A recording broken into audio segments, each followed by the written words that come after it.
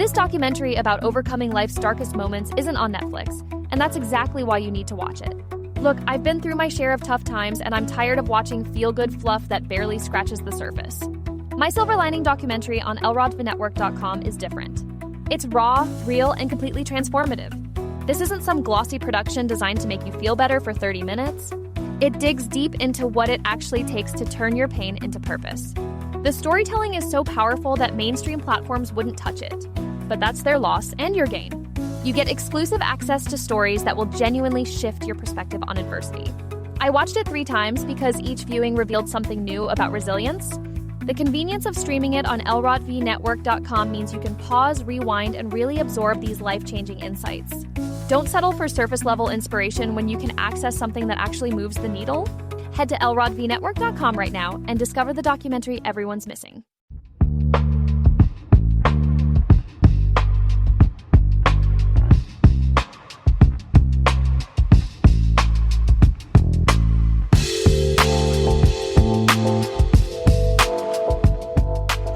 Hello, everyone. Welcome to this week's episode of Thirsty Topics. Thirsty Topics is a show where we talk about pop culture, social media, and things happening in the news. And as you can tell, we never run out of things to talk about. Never. Well, Meryl, how are you doing today? I'm good. I'm Meryl. I should probably say that before it gets awkward, but I like to wait until things get like extremely awkward, then start. I'm Meryl Climo, and I am in Burbank, California, and Lawrence's trusty sidekick. Well, we are going to have some fun today. Yeah, we got some good stuff. Yes. And actually, I'm going to start off with a real good one. Meryl, have you heard of granny gamers? No, I've heard of granny pants, but no granny gamers. Well, this is actually a new trend, which is actually, I think, is a great trend. So, granny gamer refers to elderly women who play and often stream video games, with notable figures like 89-year-old Shirley Curry, the Skyrim grandma, and 94-year-old Himeko Mori, the oldest gaming YouTuber, gaining massive followings. They break stereotypes by enjoying complex games like Skyrim, Battlefield, and GTA. Now, I got to tell you, GTA is probably the biggest surprise on this list here. I'm obsessed. I actually like this. I like this for a number of different reasons.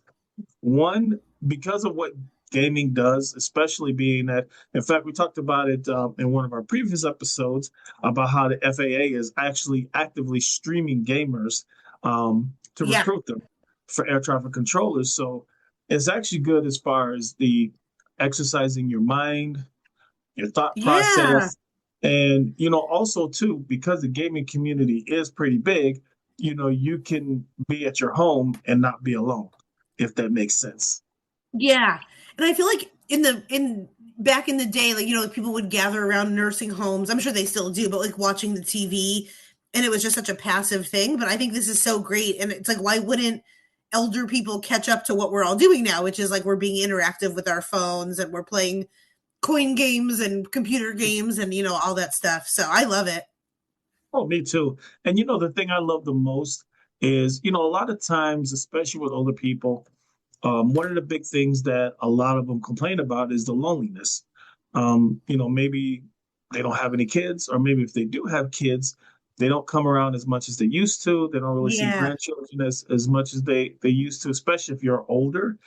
So which means your grandchildren are probably, either young adults or something like that. So this is a great way to, be in a community with other people that love what you love. And it kind of keeps you going, keeps you motivating, gives you something to look forward to as well, too, instead of just being lonely. Now they have to target more games towards elder people, because, like Red Dead Redemption is one video game that I know is really popular. They need like a person where that like breaks out of a senior living house or something. The crazy thing is, Meryl, I'm surprised no one has thought about that yet. I know. There we go. First business idea of the podcast. That's right. That's right.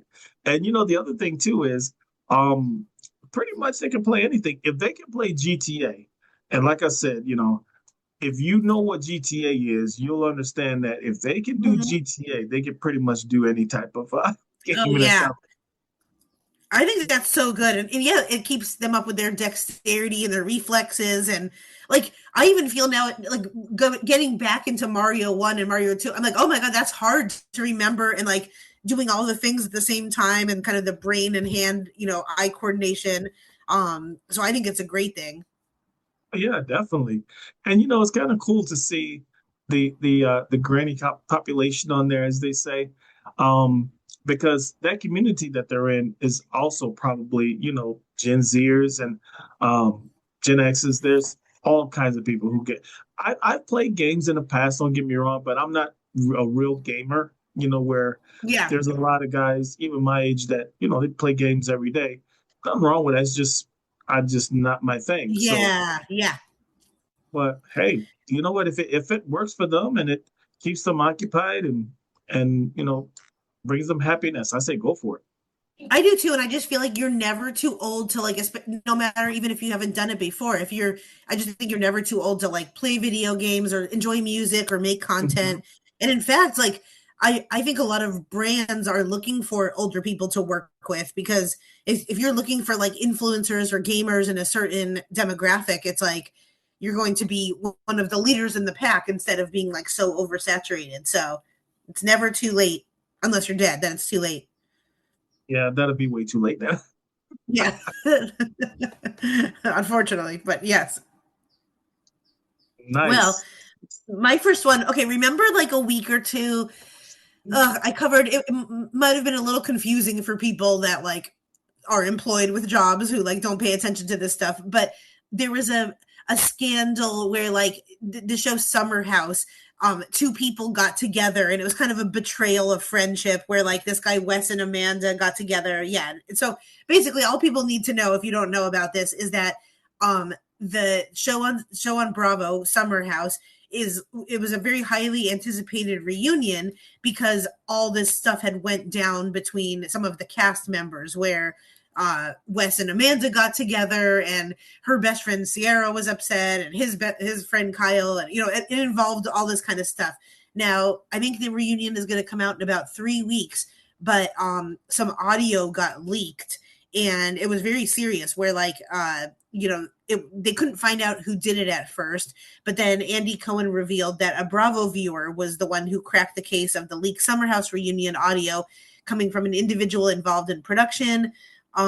He said that a fan came forward with crucial information to solve the scandal. And I don't know, like to me, I just think, because there's all these people being like, oh, this is what the sound sounds like. It sounds like it's to the left of this person, or, kind of all of a sudden we were all detectives and audiologists just trying to determine where it was coming from. But what got me is they were sending it around saying, like, if you took this, you may be, it may be like tried for, maybe not jail time, but like you may be investigated. And I didn't know, to me, like how serious that would be. Cause like, if you're on a set and if you leak the audio, to me, it's like you're not committing like a felony or a misdemeanor, but like it's also so it's very serious. But to me, I don't know. It's just a show, but I understand it's a production. Yeah, that's true. I mean, one of the things about it, especially when you're talking about Hollywood contracts and you're working on productions that haven't came out yet, they're very, very, very, very protective of information. Mhm. So depending on who does it and what was leaked, I mean, it could be anything from, getting angry to a full-blown lawsuit. Um, if you take information and you sell it to make a profit, it could be copyright infringement. There's a Yep. whole lot of rabbit holes you could go down, and it's risky when you do that. Anyone in this business knows that, especially if you're working on a set. Most sets don't even like you having a cell phone on that set just because they don't want anything leaking out. So, Yeah. I think that's what they had said too, was that they knew it wasn't the cast because the cast had to put their phones like behind couch cushions or put it away. So then it kind of bloomed out to that, okay, well then who in production is it? And like I could see both sides of this. I really can, because I can see being pissed that it's like can't we just wait 3 weeks for it to come out properly? But I also could see a side that if you're kind of wanting to get the information out because of this very like scandalous thing and you're just kind of being sneaky, I don't think this should warrant like jail time or like a huge fine to someone. I just think they might be let go or something, but I don't know. Maybe people feel differently, but I can see me doing this. So, like if you're not the main person and if you kind of don't care, I think it's kind of funny to leak it. I know it's probably unpopular opinion. Well, you know, the thing is, Meryl, is that um, I guess whoever leaks something, you have to think about it and weigh what it's doing because the one thing it could do, like if you work on major brands, now doing independent projects is totally different than doing big time major projects. Yeah, yeah, If yeah, you're yeah. doing a major project and you work on a set leaking stuff that you're not supposed to, that's a great way of being blackballed out the industry. Totally. And that's a real thing. So you have to Yeah. kind of weigh, is it really worth doing that, you know? Exactly. And I think maybe because I find this show and just this premise and these people very unserious, that like I find it way different than being like on Sinners or, like an actual real to me, like a real movie or situation. So yeah, I totally agree. Yeah. So like I said, it'll be interesting. Did they figure out exactly who it was or they just have an idea? I think they did. Yeah, I think they figured out an employee. I don't think they named the person, but I think they figured it out. And also the audio that got leaked, I listened to it and it wasn't that like salacious either way. Like it wasn't, it was just kind of what we already thought was going to happen between two cast members. So I don't know Mhm. that it didn't really do a ton of harm. Like it didn't give away a big reveal or anything, but it also was just kind of like it gave us a taste of what I think a lot of people are expecting already. But if anything, it like helped drive it. So I could also see if it was like this big reveal that was like, well, now I'm not going to watch it. But if anything, it helped probably draw in a little bit of intrigue. And my last point is that I feel to me like these reunions are taking really long to come out and like Yeah. as a fan, I feel like 3 weeks from now we may care way less about all this. So like I'm not saying it should be leaked, but I'm saying like let's speed it up. Like the reunion to me should have been out like this week and stuff because soon we're gonna lose all the interest. That's a good point. That's a really, really good point. Well, talk about good things. The return of shopping malls is a hot topic right now. Yay.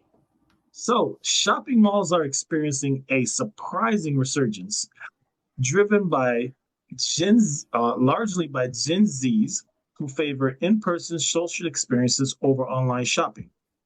Foot traffic rose 9.7% in early Whoa. 2024, with malls evolving to offer entertainment, diverse dining, and TikTokable environments, which is not a surprise. While high-end curated malls thrive, others are adapting through mixed-use redevelopment. Now, Gen Z influencers are considered younger consumers between 13 and 19. They're visiting malls for social activities, with 75% reporting they visit for social reasons, enjoying browsing, trying on clothes, and the tactile experience. This is very surprising. What do you think, Meryl? I love it. I'm obsessed, and I think we should all hang out at malls more. No, the malls are weird here in Los Angeles and San Diego because like some of them are partially outside, and then some of them just feel like they're a money laundering front. So I feel like I prefer a small town mall. I miss like my Pennsylvania local mall, but like I feel like I need to be engulfed more in mall culture. The ones out here are very like either fancy shishi kind of things or they're like outdoors or weird. But I think malls are a great place for people to hang out and have that third space. And I'm a mall girl. Yeah, I really love this story for a number of reasons. Obviously, it helps out the economy, the businesses that's there. The other thing that I really like about it is, and I've always complained about this, is the younger generations don't have as much social interact with people as we Yeah. did growing up. Everything is online. And, I remember telling the story many times how when my son first started high school many years ago, and I didn't think there was any kids in the neighborhood. And he wanted to ride the bus for the first time because we always dropped him off. So I said, okay, fine, we'll ride the bus. And I took him to the bus stop, and I saw the guy was like about 100 kids out there. I'm like, where the hell did all Aw, these kids come from? He goes, yeah, they're just oh, inside. that's so. Where do you live at? Oh, they live in our block. They live here. I'm like, oh my God. None of them came outside. So this is a great story to me. I think this is terrific.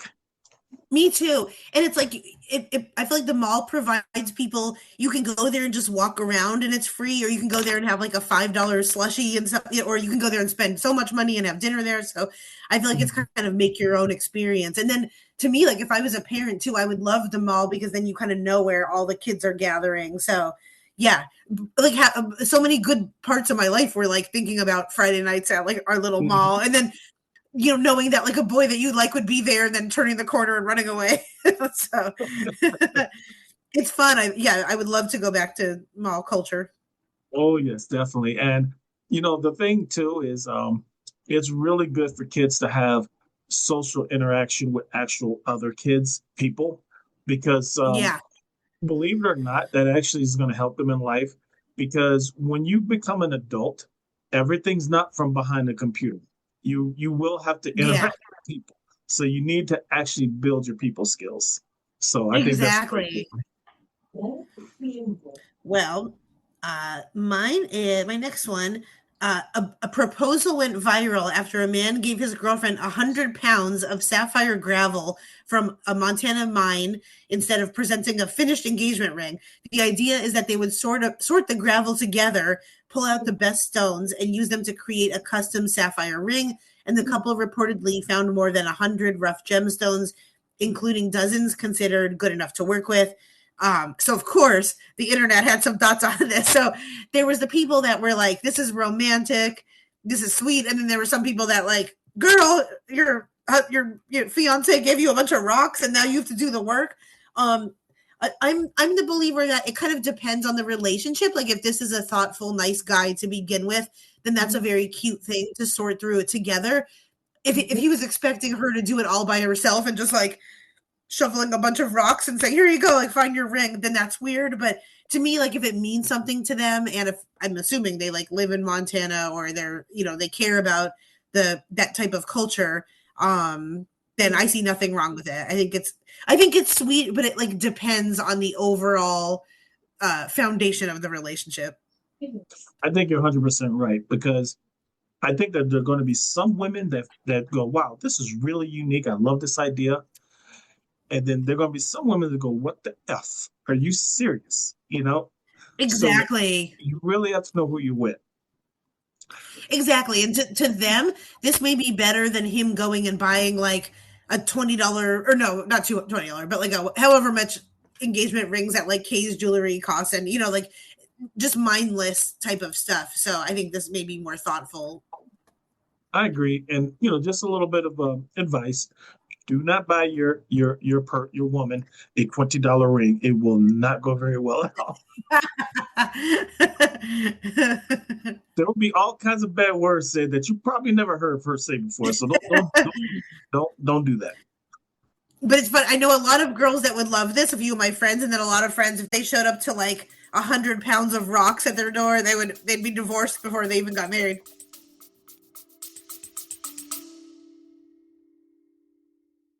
This documentary about overcoming life's darkest moments isn't on Netflix, and that's exactly why you need to watch it. Look, I've been through my share of tough times, and I'm tired of watching feel-good fluff that barely scratches the surface. My Silver Lining documentary on LRAWTVNetwork.com is different. It's raw, real, and completely transformative. This isn't some glossy production designed to make you feel better for 30 minutes. It digs deep into what it actually takes to turn your pain into purpose. The storytelling is so powerful that mainstream platforms wouldn't touch it. But that's their loss and your gain. You get exclusive access to stories that will genuinely shift your perspective on adversity. I watched it 3 times because each viewing revealed something new about resilience.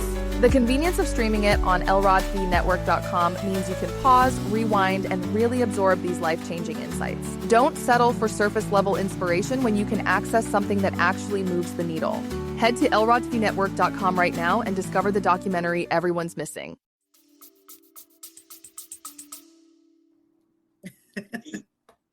Well, you have to give this person an A for originality, though. Yeah, absolutely. Let me ask you this, Meryl. How would you feel if you were proposed with a pile of rocks? Oh my gosh. Well, we talk about this all the time because, we've been dating for a really, really long time and we're not married. And everyone always is like, oh, that's so sad. They're waiting. But it's like been me that wants to just not. I just, for whatever reason, I just, that has not been important to me. My boyfriend's very romantic and sweet. So I feel like he's an example that if we like to go to Yosemite National Park a lot, and if he showed up with like 100 pounds of rocks from Yosemite and we dug through them and slowly like created a ring, I feel like that would be meaningful. And I think that would be really sweet. Yeah, I like that. I like that. But the thing I don't understand is, when people make comments, oh, it's so sad you guys are still waiting. It's like, okay, it's none of your business. Oh my gosh, it's so awkward. And especially, I have not. Oh, no, I was gonna say that, especially when you have a person that other people that aren't married and they're telling you, you guys been together a long time, aren't you married? It's like, okay, why aren't you with anyone? I mean, just saying. Exactly. And we always say, like, I love marriage. My parents are still married, but it's like, so I haven't found a good way yet to tell people, because we've been together for like 12 years and I'm not like waiting. I've never given him an ultimatum. We've talked about it over and over, but we're just like happy the way that we are. And we know a lot of married friends that are kind of miserable and we're like, oh God, we wouldn't want that, so, but I haven't really found like a good way to, of course, like comedy wise, it's funny because it's a funny thing, but it's like, I wish there was just more like long-term boyfriend and girlfriends in this world. I don't know. I think it boils down to the people. If the couple is happy with the way their situation is, forget what everyone else thinks. Exactly. It's up to that person. It's almost like, and this is crazy to when I say this, but the most critical people that have the most to say about how to raise your child are people that don't have children. That's the craziest thing in the world. And I even asked other people about it because I wanted to find out from other parents, are we the only one experiencing this? Say, nope. The most people always got something to say about how to raise kids are people who don't even have kids. Exactly.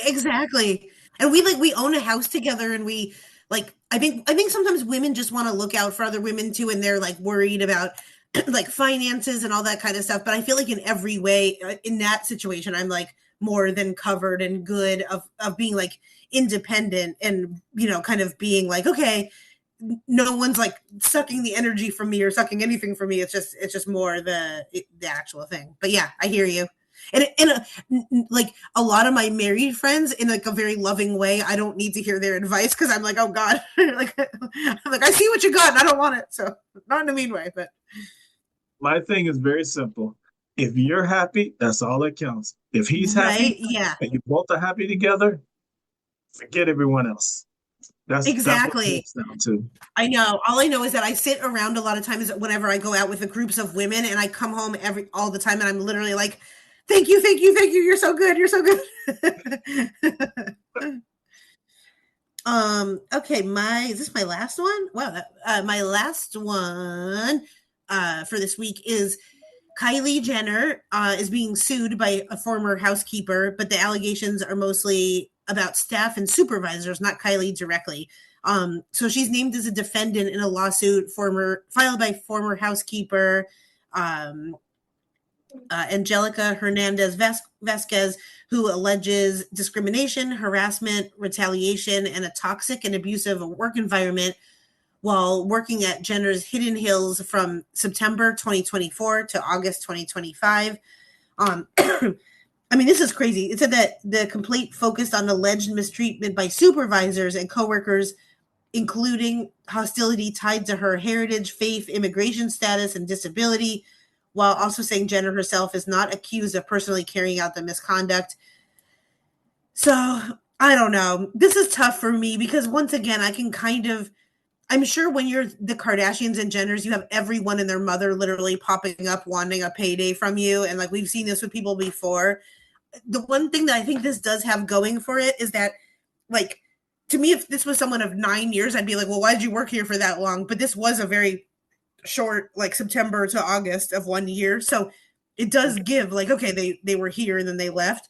But when it's like disability, status, faith, heritage, it's like what was going on. So usually I feel like my mind would 100% be on this person, the underdog. But in this situation, this just, I don't know. This seems like a little bit kind of, I mean, I'm side eyeing this a little bit, to be honest.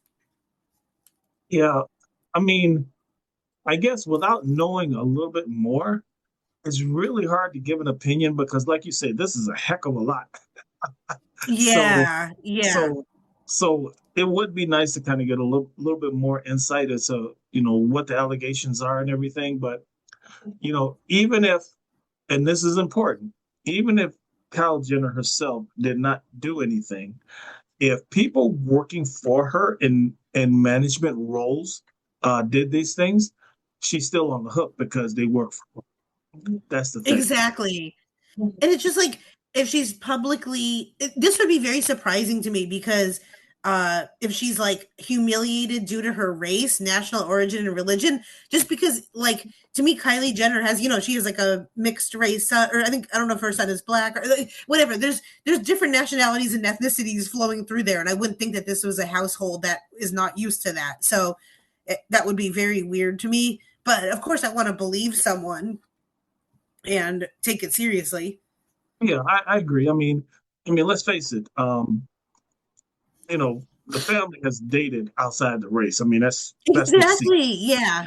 And I want to say, and I'm not sure the number. There's one or more kids. You're right that are biracial in that family. I don't know the exact number, but like you said, it's never been an issue. So that's why I say, and again, I'm not saying it's true or not true. It would be nice to have a little bit more information as far as what's going on. Yeah.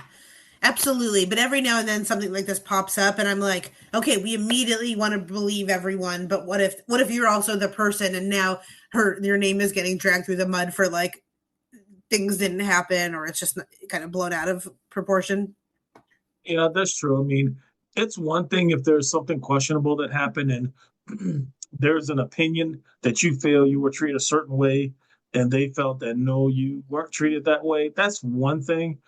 Now, if you're flat out lying to try and get a payday, I think there should be charges because what happens is people that really do have these claims, you make it so much more harder for them to be heard.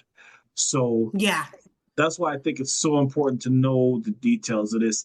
And like I said, it's just really, really hard to comment on this without some more information. Exactly. And I would love to hear from some of the other staff, like who has been with her for a really long time, who has like, I think it's important to hear from the other people that work there on a day-to-day basis. That's true. That is so, so true. Well, my last topic is a cautionary one. Criminals are now buying ads on social media now. Oh, man. Just when you had to worry about all the other scams going out there, here's a new one. So, criminals are increasingly using paid advertising on social media to target victims with sophisticated scams, illicit goods, and fraudulent services. Investigations in the early 2026 suggest that a significant portion of social media giant Meta's revenue allegedly is estimated by some reports to be up to 10%, may originate from advertisements for scams or illegal activities. To kind of give you some points here, scammers are using AI to create deepfake videos of celebrities, for example, Elon Musk, we've heard of that one, or reputable journalists to promote fraudulent investment schemes. Also, phishing identity theft scams, clicking on a deal ad that can lead to bogus shopping sites that steal credit card details or infect devices with malware. This is getting out of hand. Yeah, it really is. I mean, and we've all seen it, and some of the stuff that you see is like a little bit too good to be true. Like, I don't know about this, I and know. some of the stuff is like so sophisticated, so professional, it's really impossible to know the difference. Oh yeah, especially like banking apps and banking Yes. calling and like Bank of America, like I'll get a phone call and it says Bank of America, or a lot of times it's shady if it just says like financial services. It's like, okay, what financial service are you? But a lot of times they'll mimic exactly like for real websites. Oh yeah. I mean, I joke about this all the time about how I get calls all the time for loan approvals that I never applied for. You know? It's like, oh, perfect. Yeah, yeah. So, One of my friends just got the craziest thing. My friend Megan got a text to her saying, "Okay, Meryl, we have you down for like the study." Like it signed, but like it texted her saying, "Meryl, you're all signed up for like the sleep disorder study. You're gonna make $700." But she texted to me. She's like, "Did you sign up for like a random sleep disorder study?" I'm like, "No." So it's like somehow they got her number and like associated the two of us, and then but like it's just such a weird scam. it really is. And some of the stuff, like if I'll get a text, and let's say for me, if I ever saw a text from quote unquote my bank saying that I have an issue, you need to contact us, I would literally first what I would do is go into my account to see if there's a real Yeah. problem. If I don't see Yep. a problem, then I delete the text and report it as being a scam. There's other things that I've seen where, and I haven't seen this in a while, but I used to get text messages saying me that my Amazon account has been hacked. Oh yeah. All this Yeah. money. So of course I go into my Amazon account. Okay, everything's fine. Do the same thing, delete and report it as scam. The one thing people need to understand: never, ever, ever, ever, ever click on anything that you see in these text messages No. or emails. Because here's the thing: if something really happened, for one, um, my bank knows how to reach me without sending me a mysterious text. They know how to reach me. Okay. The other Yeah. thing too is I can go into my bank account and actually look to see if there's a real problem or not. So, Yeah. and And even too, there's one scheme where people buy gift cards, like they try to send you to Staples and have you buy a gift card. And now when I just went to a Staples, they literally have a sign up that's saying like, "Wait, you may be getting scammed." Like it happens that frequently that they have to say something about it. yeah, and Meryl, the other thing too is, how can I say this in a gentle way? You have to really use some common sense too. Like if your utility company Yeah. or someone calls, oh, here's a good one. Hey, your cousin, your son, or whatever, they're Oh locked up. yeah. They need $500, and you need to buy $500 worth of gift cards. Yeah, that's a scam. You don't really Exactly. need, No, you or if don't it's need. like, yeah, if I'm like, oh, this is weird, but Michael B. Jordan is messaging me on Instagram and saying that remember like the girl that gave money to George Clooney or something, or like, Yes, yes. yeah. So there are some that I'm like, how can you be this idiotic? But then there are others where it's like an older person thinking that they really need to go to Staples and stuff. So I totally see it. But Meryl, and again, I'm not trying to be mean, but why would George Clooney reach out for money from you when he's a multi million? I'm just saying. Exactly. Yeah, exactly. And to me, like, I will drive to the actual bank and like show them my phone and be like, "This isn't you guys, is it?" So I think people should always err on the side of like being paranoid and thinking it is a scam. Yeah, and the crazy thing, Meryl, is that, and I know it's just not me saying this, but it seems like over the last year or two, um, the scam messages, scam emails, and all this other stuff has been really, really rampant. I mean, to me, it's been out of Yeah. control, and I don't think I'm Yeah, the only one who absolutely. feels that way. No, I'll get like 1-800 numbers that truly just say like money. And I'm like, okay, maybe. Actually, I had one the other day that I was bored and I called the guy back. It was like something about like your iPhone. We had spent $400 on your iPhone, and I had time, and I called them back, and I'm like, I don't understand. You should have charged me 1,600. You only charged me 400. Why didn't you charge me more? And then he literally said, "Ma'am, you're playing with me. Stop playing with me." So sometimes it feels good to scam the scammers. Nice. I remember years ago, this is a funny one. I got a phone call saying you owe the IRS $10,000, and Oh you need my god. I said, really? Okay, I tell you what. Hold on one second. I'm going to tap the police in and we're going to all talk. Oh, yeah. Do you know that that person hung up on me after I did that? Yeah. Well, exactly. And I think a good thing to do, now I don't know if it's on all phones, but like on my phone, you can record this call and then it like says it says like this call is now being recorded, so and it's Hmm. funny to watch people change up all of a sudden. So that's a good thing to do is like, or I'll just say, okay, yeah, it's recording. Okay. Anyway, sorry, what did you say? So I always do stuff like that. That's funny. Oh, that's a good one. I like that. I like that. Yeah. But Yeah, I just press record on the call while it's happening and just record the heck out of it. nice. Hey, that's a good way to catch him. Yep. And then, yeah, the police will be great. Well, talk about great things. Meryl, what do you have coming up? Aw, thank you. I know I've been plugging this a lot, but it will be my first time in Minneapolis performing Wednesday, May 13th at a place called Crooners, and it's part of the Loons on the Lake Comedy Festival. So if you're around the Minneapolis area, feel free to come hang out. If you're in the Minneapolis area, please come out and support Meryl. She would love to see you. Yeah. Or if you're just a Minneapolis person and you have like favorite restaurants or anything, feel free to slide them my way. Absolutely. Well, everyone, thank you for watching us, supporting us, and also listening to us. We really appreciate it. Please let people know who we are. I'm Lawrence Elrod. I'm Meryl Climo. Take care, everyone. Bye. Bye-bye.